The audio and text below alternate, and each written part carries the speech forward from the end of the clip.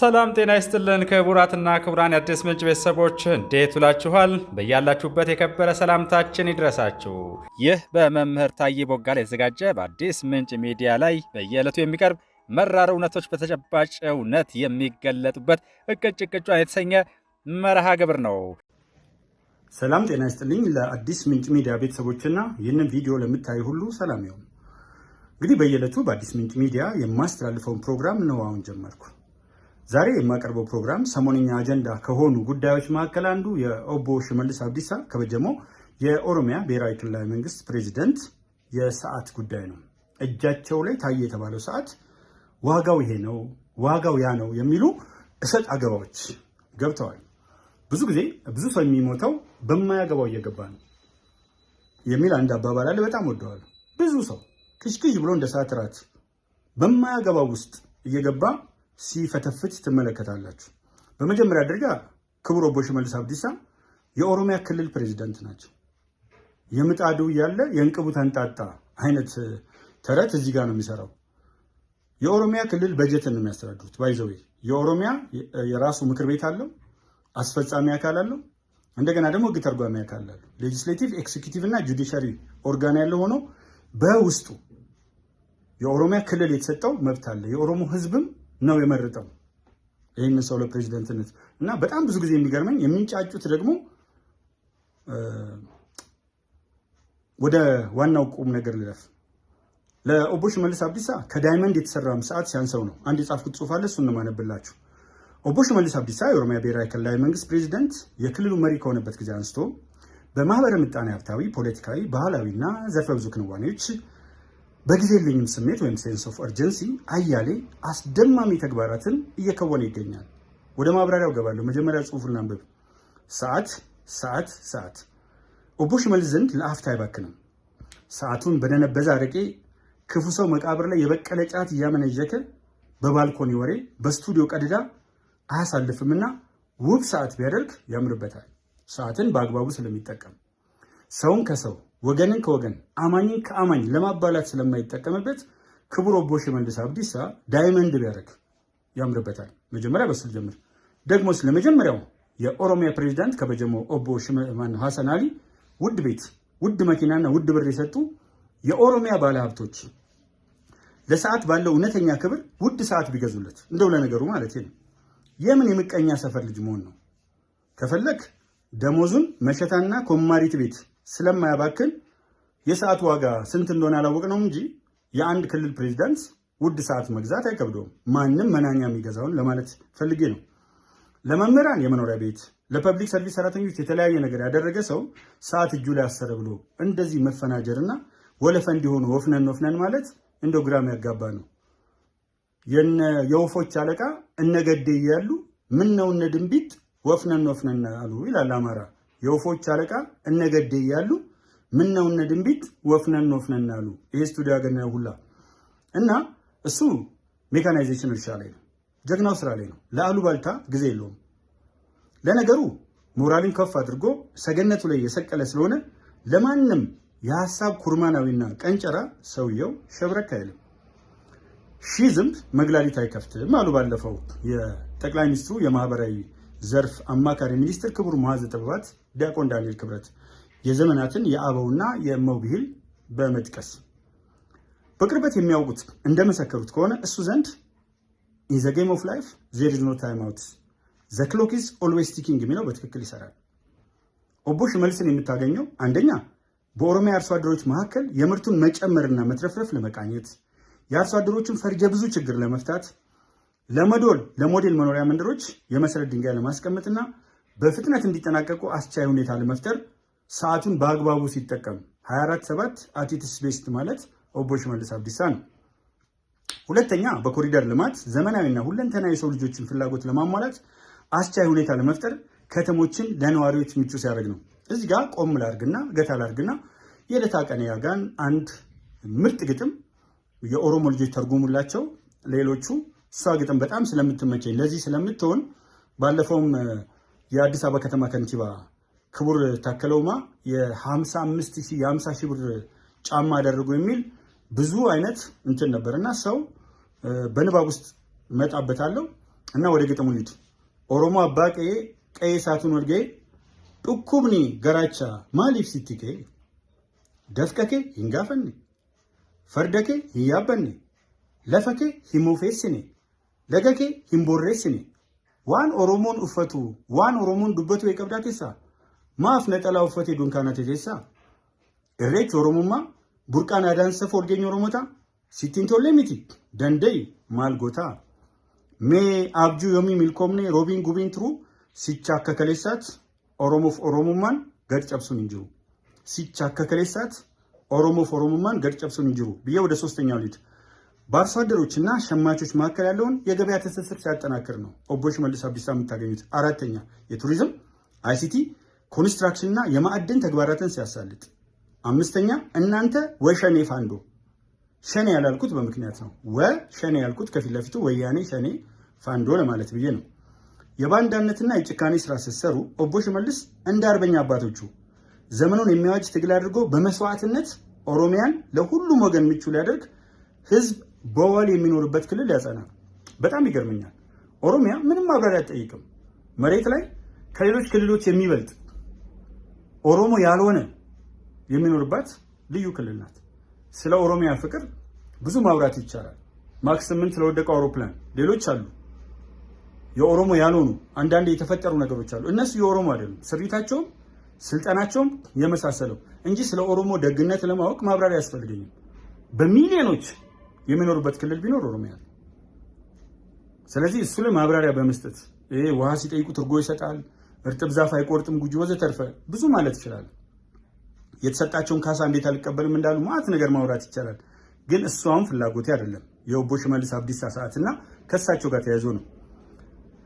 ኦሮሞ ያልሆኑ ኢትዮጵያውያን ኦሮሚያ ውስጥ በሰላም ይኖራሉ። በአንድ በኩል ሰላምን ለማደፍረስ ገንዘብ እያዋጡና ለጠብ መንጃ ገንዘብ ለመሰብሰብ እንዲያመቻቸው በተቃውሞ አውደ ትዕይንት እየተወራከቡ ተገልብጠው በመጮህ ስም በማጥፋትና ገድለው ቪዲዮ እየቀረጹ ሲያለቃቅሱ የገዳይ ክፉ አለ ግርማይ ሽጥላ ነፍሱን ይማረውና አፈሩን ይቅራውና ግርማይ ሽጥላ እና ሶፍቲ ኬኒፍ። በነገራችን ላይ እዚህ ጋር እንደው ጠብ መንጃ እየገዛችሁ ለፋንዶ የምትሰጡ ሰዎች በአብዛኛው የጮኻችሁት እናንተ ናችሁ። ጠብ መንጃ እየገዛችሁ ወንድምና ወንድምን ለማጋደል የምትሰጡና ቀን በቀን ይሄ ከተማ ተያዘ፣ እነዚህ ወረዳዎች በፋንዶ ስር ናቸው፣ ፋንዶ ይሄንን አደረገ ስትሉ የዋላችሁ ሰዎች፣ በልቶ ባላደረ ማህበረሰብ መካከል ገንዘብ አዋጣችሁ ጠመንጃ የምትሰጡ ሰዎች በምን ሞራል ነው የአንድ ክልል ፕሬዚዳንት አንድ ሰዓት አደረገ ብላችሁ አይናችሁ ደም የሚለብሰው? እሱ ግራ ስለሚያጋባኝ ነው። ምርጫ ብትመርጡ የዜጎች መብት የሆነ ዲሞክራሲያዊ መብት የሆነ ዓለም አቀፍ አሸባሪነት ነው። የሲቪክ ተቋማትን ገላለሁ፣ ህዝብ ምርጫ ላይ ብትወጣ ገላለሁ፣ ብትመዘገብ ገላለሁ ያለ 11 ቁጥር ምስማር የሚቀድ ኃይል ይዘህ ለዚህ ጠመንጃ ገዝተህ እየላክ ወገን ከወገን ጋር እያባላ ትልቅ ሙክት ዛሬ በጣም ውድ ነው። ብዙ ሙክቶች የሚሰርቁ ሌቦችን እያበረታታና እየፈለፈልክ ሰዓት ማየትህ ካላሳፈረ እኔ ስላንተ ለመናገር አላፍርም። በነገራችን ላይ ውሻ ይመስል የኢንጂነር ዶክተር ታከለ ኡማን ጫማ እየተመለከቱ 50 ሺህ ብር ብላ እየዘበዘቡ ዋጋ መተመን አሜሪካ ሲገኝ ከኋላ ኋላ ሱክ እያሉ የማላዘን ምጥማጥነት ቡዳ ይመስል የእጅ ሰዓትና አልባሳት ላይ ማፍጠጥ ባዶ እግር የሚሄድ ወገኑን ነፃ ሳይወጡ የኮንጎ ጫማ እያሉ ማላገጥ ወዘተርፈ አንድነታችንን ከማሻከር አልፎ ለህብረታችን መደርጀት ጠብታ ፋይዳ ያለው እንደ ህዝብ ኦሮሞ ለበዓል የክት የባህል ልብስ መልበስ የማይችል ይመስል ያዙኝ ልቀቁኝ እያሉ ለያዥ ለገራጅ አልመች ብለው ሲነፋረቁ እንደነበር አስተውላቸዋል። የኦሮሚያን ሀብት እያዩ በልብስ ጫማና ሰዓት ለማሳነስ መሞከር የበላይነት ስሜት ከሚመስል በደንብ አስምሩበት፣ የበላይነት ስሜት ከሚመስል የከፋ የበታችነት ስሜት ብቻ ሊፈልቅ ይችላል። የዕለታ ቀን ያናጋግጥም ቅድም ያነሳሁት ለዚህ ነው። የፕሮቴስታንት ወንጌላውያን ለምስጋና ሱፍ ሲለብሱ አይኑ ያልቀላ፣ ለመስቀል በርኖስ ኩታና ጻዳ ሲለበስ አይኑ ደም ያልመሰለ፣ ለኢድ ነጭ በሙስሊም ንጽህና ሲለበስ እየየ ያላለ፣ ለጊፋታና ጫምባላላ ወላይታና ሲዳማ ድምቅምቅ ሲል የተፍነከነከ ፊት ጥርስ በጥርስ የሆነ ምን ነው ኦሮሞ ቀይና ነጭ ለብሶ ለኢሬቻ ወጣ ብሎ አይኑ ደም ይለብሳል? ይህን እንግዲህ በአደባባይ ስለሰማችሁት አንዷም ቃል የምናገራት ስህተት የላትም እና ይሄ አብሮ መኖር ነው። ይሄ አብሮነትን ማጠናከር ነው። ከዚህ በፊት ያሰማኋችሁ በርካታ ቪዲዮዎች አሉ። ወደ እነሱ አልመለስም ነው ወይ እንደው ይሄ አብሮነትን ማጠናከር ነው ወይ? ስለ አብሮነት ካሰብን የመጀመሪያው ነገር ግለሰቦች እንኳን ጓደኛ ሆኖ ለመቀጠል ቤት ውስጥ ቤተሰብ ሆኖ ለመቀጠል የመጀመሪያው ነገር መከባበር ነው፣ ሪስፔክት ነው። ስለ ሀገር አንድነት ልታወራኝ ምን ሞራል አለ?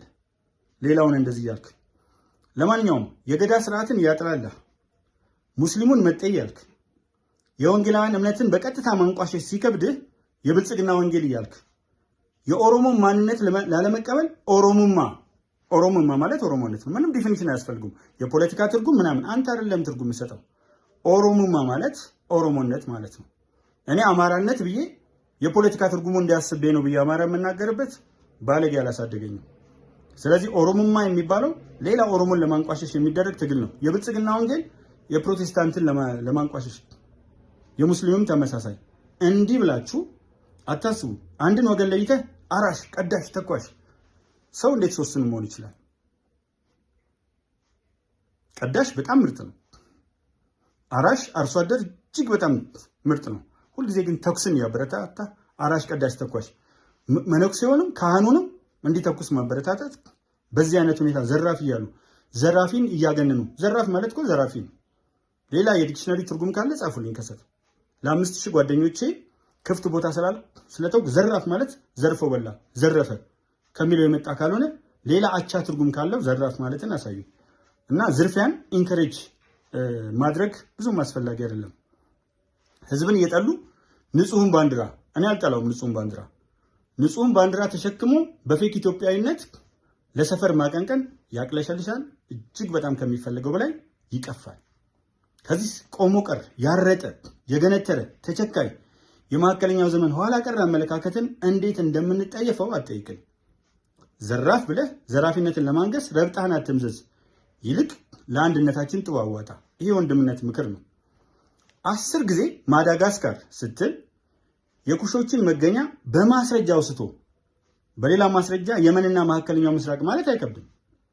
መጽሐፍ ቅዱስም ሆነ ቅዱስ ቁርአን የአደም አዳም፣ የሐዋ ሔዋን፣ ኢብራሂም አብርሃም፣ ሙሳ ሙሴ፣ ዳዊት ዳውድ፣ ዩሱፍ ዮሴፍ፣ ያህያ ዮሐንስ፣ ኢየሱስ ኢሳ፣ መሬማ ማርያም መገኛ ከቅርብ ምስራቅ ወይም ከመካከለኛው ምስራቅ ነው ይላሉ። እንደው የአዳም መገኛ ጎጃም ነው ያሉት ፕሮፌሰር ፍቅሬ ቶሎሳ ጅግሳና እሳቸው ጽሁፋቸውን ያገኙት ከመሪራ ሳማን በላይ ነውና ከዚህ ውጭ ግን መጽሐፍ ቅዱስም ቅዱስ ቁርአንም የሰውን መገኛ ከመካከለኛው ምስራቅ ነው የሚያሳየን። ስለዚህ ከመካከለኛው ምስራቅ መጥቶ ማዳጋስካር ማለት ትንሽ የሚከብድ ይመስለኛልና ብዙ ጊዜ ፍቅርን ለማጎልበት ሬቶሪኮችን፣ አላስፈላጊ ትርክቶችን በትክክለኛ ታሪክ ትርክት ማረም አስፈላጊ ነው እና ይሄ ነው። በግሌ የሁሉም ኢትዮጵያዊ መገኛ ኢትዮጵያ መሆኗን በእልፍ ማስረጃዎች ላረጋግጥል ይችላል። ከመጽሐፍ ቅዱስና ከቅዱስ ቁርአን ወጥቼ በታሪካዊ ትንታኔ ላይ ስመጣ ግን ሁሉም ኢትዮጵያዊ የተገኘው ኢትዮጵያ ውስጥ ነው።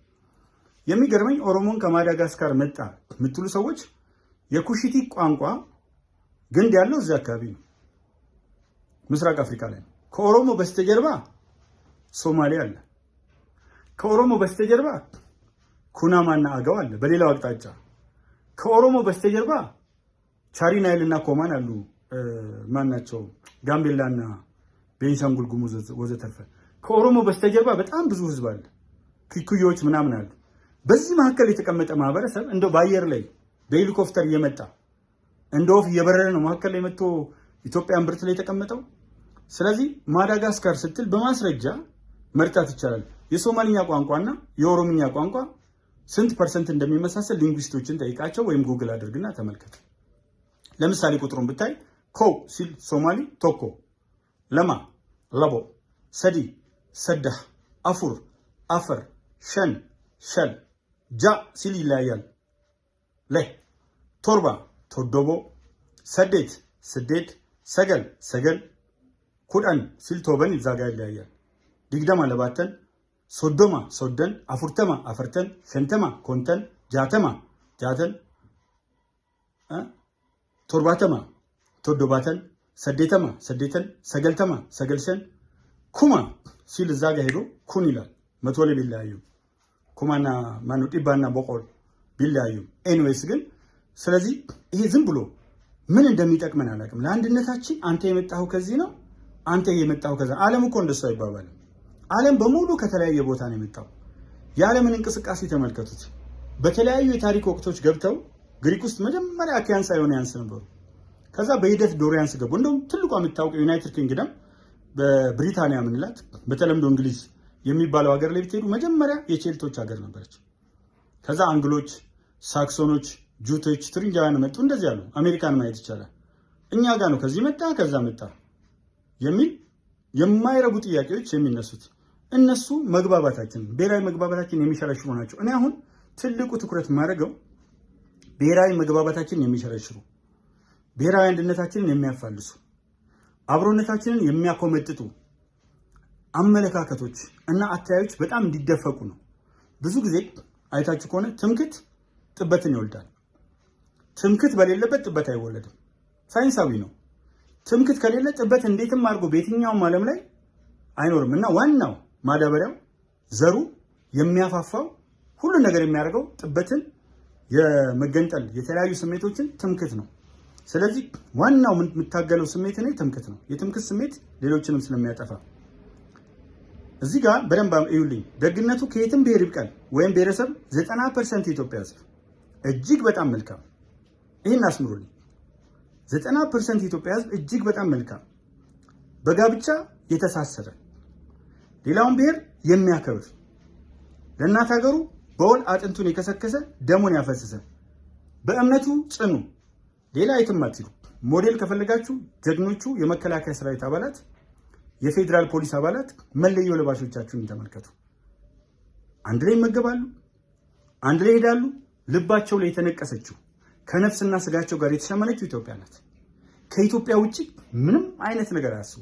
በቃ የመጀመሪያው አንተ ከዚህ ብሔር ነህ፣ አንተ ከዚህ ሃይማኖት ነህ የሚለው መከላከያ ውስጥ፣ ፌዴራል ፖሊስ ውስጥ፣ መለዮ ለባሾቻችን ውስጥ አይሰራም። they are highly disciplined። ኢትዮጵያ ማለት የምትገለጸው እነሱ ውስጥ ነው። ዩኒቲ፣ ኢንተግሪቲ፣ በአንድነት ነው በጋራ የሚሄዱት። ማን ነው የሚረብሸው? 130 ሚሊዮን ህዝብ እጅግ ባበዛቸው 1300 ሰው። ሁላችንም ጥግ ማስያዝ ያስፈልጋል። 130 ሚሊዮን ህዝብ የሚበጠብጠው 1300 እንጂ እኮ ቡና አብሮ ነው የሚጣጣው። አይጠያየቅም እኮ። ጎረቤት ሲገባ አዲስ ሰው ሲገባ መጣችሁ ለሰፈሩ እንግዳ ናችሁ ይኸው በሉ ቡና ጠጡ ይላል። እነዛም ቡና ፍልተው እዚህ ሰፈር እንግዳ ነን ብለው አብረው ይቀመጣሉ። ድንኳን አብሮ፣ ሰርጉ፣ ለቅሶ። ይህን ህዝብ ለማባላት መሞከር ግን በጣም የሚያሳፍር ነው። አርሶ አደሩን ይዩት፣ 80% እሱ ነው። እስቲ አሁን አርሶ አደር በፖለቲካ ይጣላል? ደጋግሜ ያነሳዋለሁ። ይሄን በጣም አስፈላጊ ስለሆነ የሱ ፖለቲካ ግብርና ነው። ምርጥ ዘር ስጠው፣ ማዳበሪያ ስጠው፣ ትራክተር አዘጋጅለት፣ ኮምባይነር አዘጋጅለት፣ የተመቻቸ ሁኔታ ፍጠርለት። በቃ በሱ ውስጥ መኖር ይፈልጋል። ስለዚህ ይህንን 80% አርሶ አደር አንድም ሰው የለም ከአርሶ አደር ውስጥ ብሔረሰብን ከብሔረሰብ እምነትን ከእምነት የሚያናክስ አንድም ሰው አርሶ አደር ውስጥ የለም። አሁንም ማተኩረው ስንቱ ላይ ነው? 1300። ነገር ግን 1300ን የሚያፋፋው ማን ነው? እኛ ራሳችን በቲክቶክ በርታ ጀግና ነህ፣ ሰው ሲሳደብ፣ ብሔረሰብ ሲሰድብ፣ ሃይማኖት ሲሰድብ፣ ግለሰብ ሲያንቋሽሽ በርታ የምንለው እኛ ነን። ስለዚህ አይዟችሁ፣ ምንም አይነት ነገር ቢመጣ አትቆጭ። ምክንያቱም አንተ አፋፍተህ እዚህ ደረጃ ያደረስከው ነገ መልሰህ እያለቀስክ፣ አንዳንዶቹ ይሄ ከኋላ ይወጉህና ምን ነው ስትል ከፊት ይዞሩና ምን ሆነ ነው ይለዋል። እንደሱ አይነት ሰዎች አሉ። አሁን ቲክቶኩ፣ ፌስቡኩ፣ ዩቲዩቡ ገንዘብ ማግኘት የሚችለው በማባላት ነው። ኑሮን የመሰረተው በደም ነው። የእሱን ልጆች አሜሪካ፣ አውሮፓ፣ ካናዳ፣ አውስትራሊያ፣ ደቡብ አፍሪካ፣ መካከለኛው ምስራቅ በተለያየ ቦታ እያኖረ እዚህ ያለው ምስኪን ወገን ግን ሲያናክስ ትመለከታላችሁ። ይሄ ደግሞ ያለው ይቅርታ አድርጉልኝና ኢትዮጵያ ውስጥ ነው። እንግዲህ አሜሪካ 3 ዓመት ነበርኩ። አንዳንዱ ድንጋይ 1000 ጊዜ ውሃ ውስጥ ቢቆይ ዋና አይለምድም።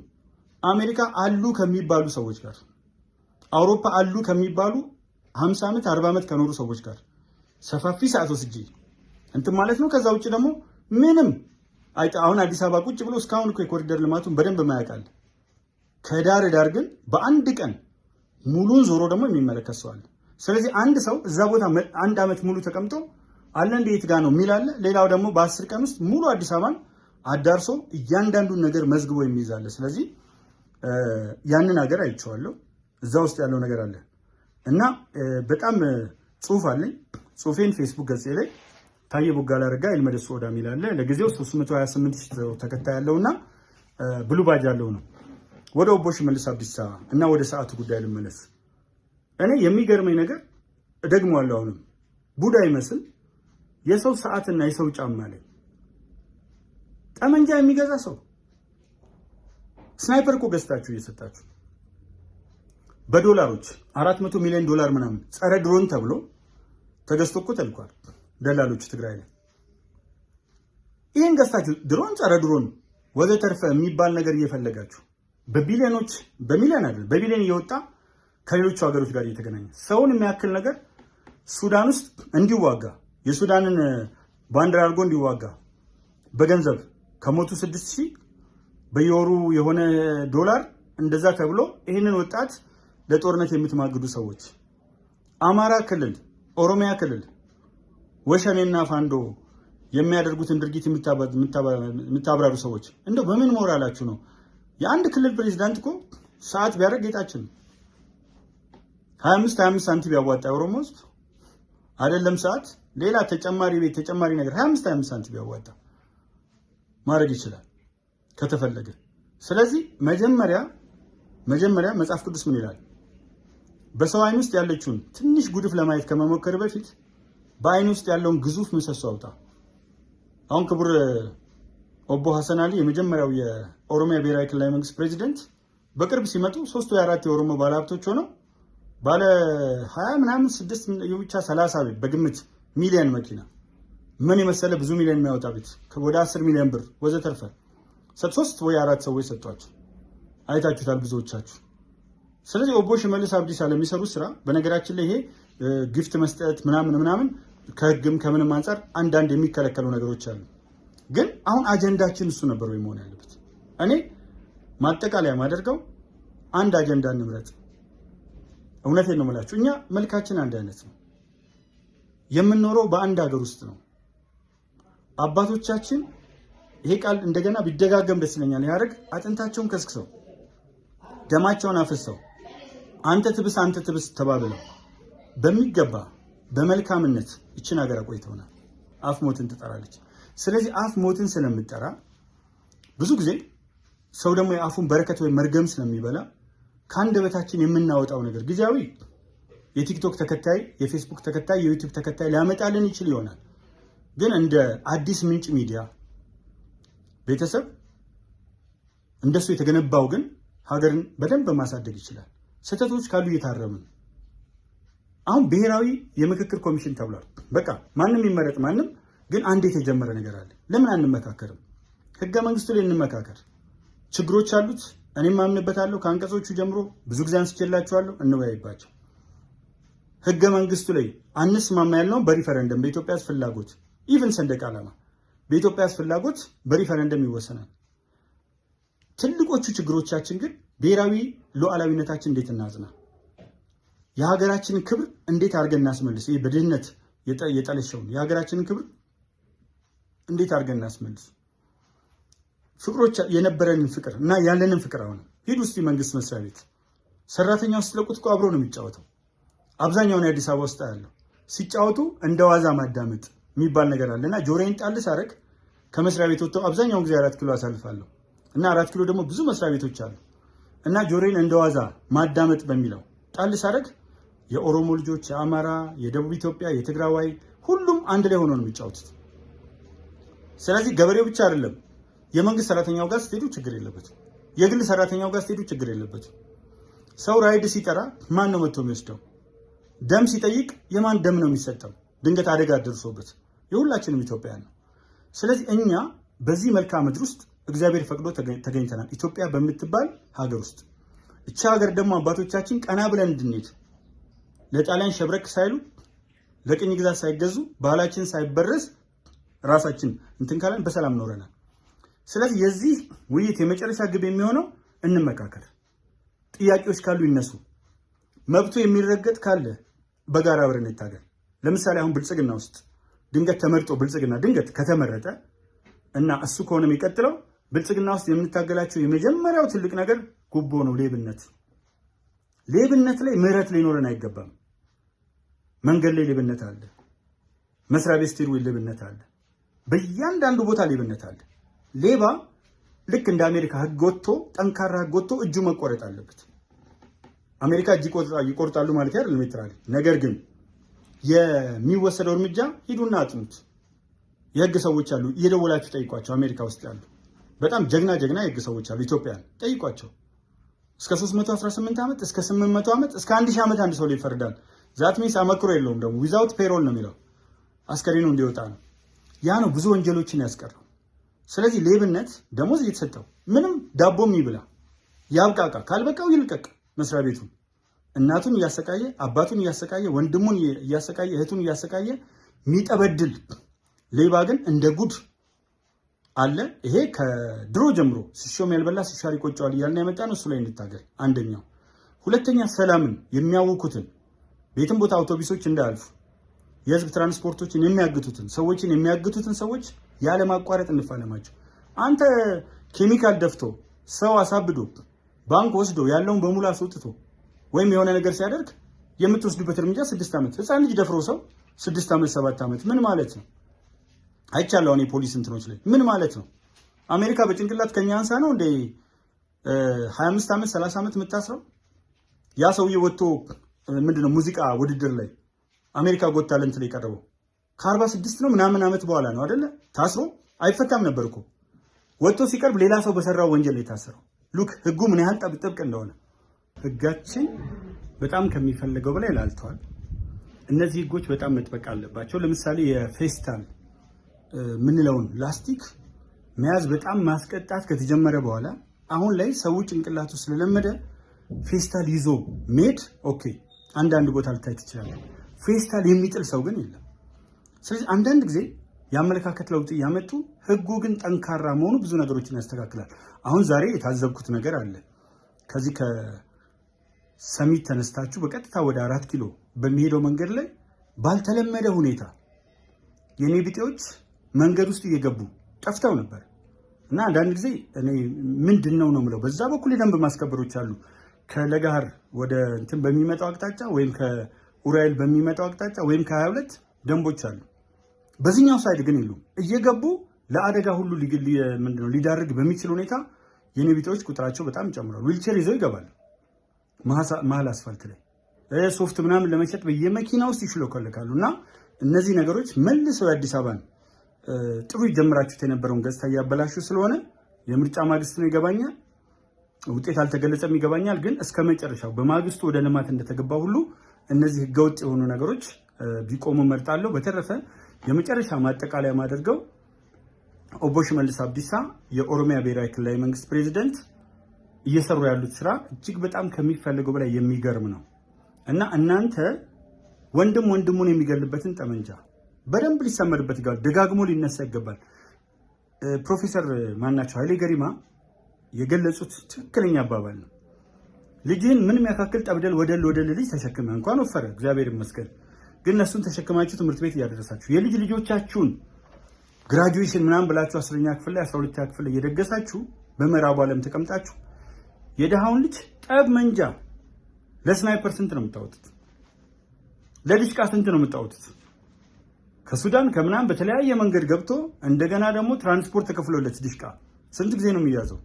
ስናይፐር ስንቴ ነው የሚያዘው? መትረየስ ስንቴ ነው የሚያዘው? ስንት ነው የምታወጡት ለሱ? ይሄ ግን የሰዓትን ክቡርነት የተረዳው ኦቦ ሽመልስ አብዲሳ ሰዓት ቢያደርግ ሲጀመር በራሱ ሰዓት መግዛት ከባድ ነገር አይደለም። በራሱ ኮማሪት ቤት አይሄድ፣ ጠላ ቤት አይሄድ፣ የግብጡ አረቄ አይጠጣ። ስለዚህ ገንዘቡን በአግባቡ ኢፌክቲቭ ሊያውሎ ማንም መናኛ የሚያደርገውን ደግሞላ የክልል ፕሬዚዳንት አደረገ ብሎ ማለቃቀስ ከፍየሏ ሞት በላይ ነው ለቅሶና ይሄ አንድነታችን የሚያሻክር ነው። እኔ በየቀኑ የምፈልገው ነገር ምንድነው? እባካችሁ አንድነታችንን እናጎልብት። ለመጣላት እኮ በጣም ቀላል ነው።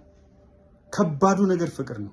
እባካችሁ ለፍቅር እንስራ። እኔ ጥሪ ነው፣ ወንድማዊ ጥሪ ነው። የምታረጓቸው ድርጊቶች፣ የምትለቋቸው ቪዲዮዎች እያንዳንዱ ተዳልበው መጨረሻ ላይ ትንሽ የዝናብ ጠብታ አይደል ተዳልቦ ጎርፍ ሆኖ ወደ ማዕበል የሚቀየረው።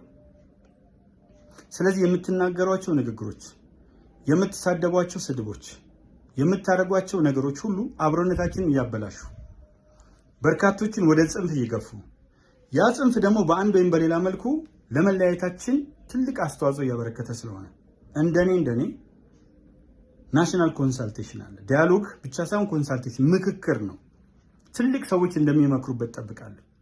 የተረጋጉ ሰዎች እንደሚመክሩ፣ ስሜታዊ ያልሆኑ ሰዎች፣ ኢትዮጵያውያንን የሚወክሉ ሰዎች እንደሚመካከሩበት አውቃለሁ። ተመካክረን እንታረቅ። ብሔራዊ እርቅ ምንም የሚያስተራርቁ የእግዚአብሔር ልጆች ናቸው።